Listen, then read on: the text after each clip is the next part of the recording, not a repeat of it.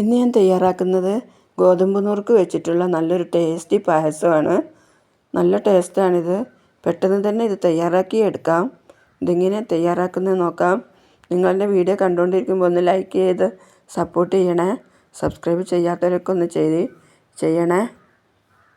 ഇതിലേക്ക് ഞാനിതാ 400 ഗ്രാം ഗോതമ്പ് നുറുക്ക് എടുത്തിട്ടുണ്ട്. ഇതൊന്ന് കഴുകി എടുത്തുകൊണ്ട് വരാം.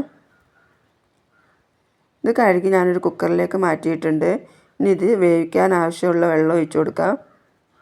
ഈ ഗോതമ്പ് നുറുക്കിൻ്റെ മുകളിലായിട്ട് ഞാൻ വെള്ളം ഒഴിച്ചു കൊടുക്കുന്നുണ്ട്. ഇതൊരു 4-5 വിസിൽ വരുന്നത് വരെ ഒന്ന് വേവിച്ചെടുക്കണം.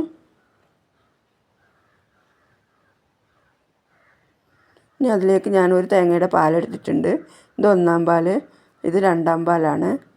2 പാലേ ഞാൻ എടുത്തിട്ടുള്ളൂ. ഇതിനി മാറ്റി വയ്ക്കാം. ഇനി ഇതിലേക്ക് മധുരത്തിന് ആവശ്യമുള്ള ശർക്കര ഉരുക്കിയെടുത്തിട്ടുണ്ട്. ഒരു 350-400 ഗ്രാം ശർക്കര എടുത്തിട്ടുണ്ട്. നിങ്ങൾക്ക് മധുരത്തിന് ആവശ്യമുള്ളത് ചേർക്കാം. മധുരമൊക്കെ അവനവൻ്റെ ഇഷ്ടത്തിന് ചേർക്കാം കേട്ടോ. ഇനി ഞാൻ വേവിച്ച് വെച്ചിട്ടുള്ള ഗോതമ്പ് ഒരു പാത്രത്തിലേക്ക് മാറ്റിയിട്ടുണ്ട്. തീ ഓണാക്കിയതിന് ശേഷം നമുക്ക് അതിലേക്ക് ഉരുക്കി വെച്ച ശർക്കര പാനി ഒഴിച്ചു കൊടുക്കാം.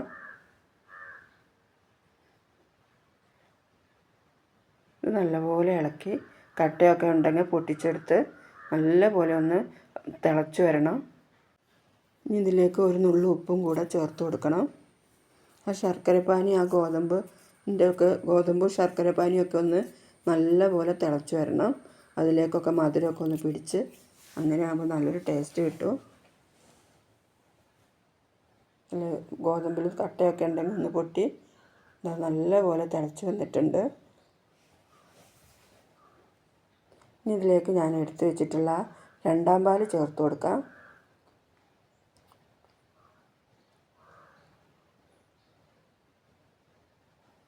നല്ലപോലെ ഒന്ന് ഇളക്കി യോജിപ്പിച്ച് കൊടുക്കാം. ഇത് നല്ലപോലെ ഒന്ന് തിളച്ച് വരട്ടെ.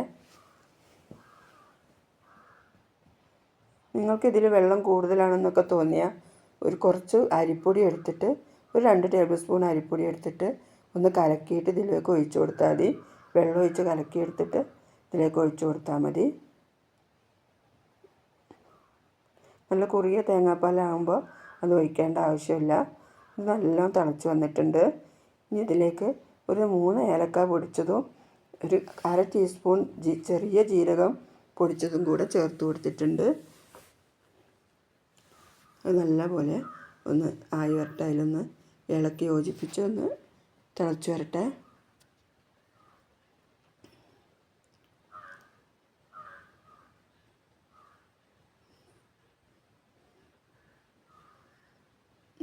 ഇത് നല്ലപോലെ തിളച്ച് വന്നിട്ടുണ്ട്.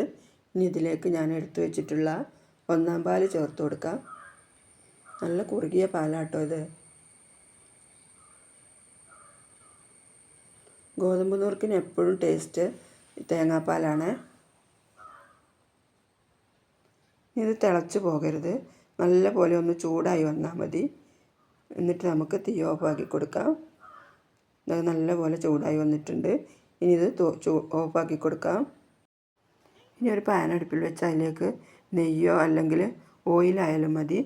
അത് ഒഴിച്ചു കൊടുത്ത് അത് ചൂടായി വരുമ്പോൾ കുറച്ച് കശുവണ്ടിപ്പരിപ്പ് ഇട്ട് കൊടുക്കാം. അതൊന്ന് മൂത്ത് വരുമ്പോൾ അതിലേക്ക് കുറച്ച് മുന്തിരിയും കൂടെ ചേർത്ത് കൊടുക്കാം.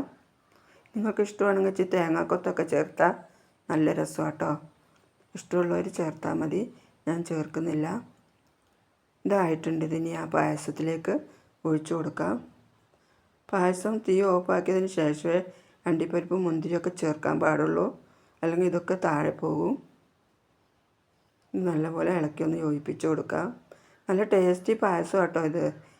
എല്ലാവരും തയ്യാറാക്കി നോക്കണേ.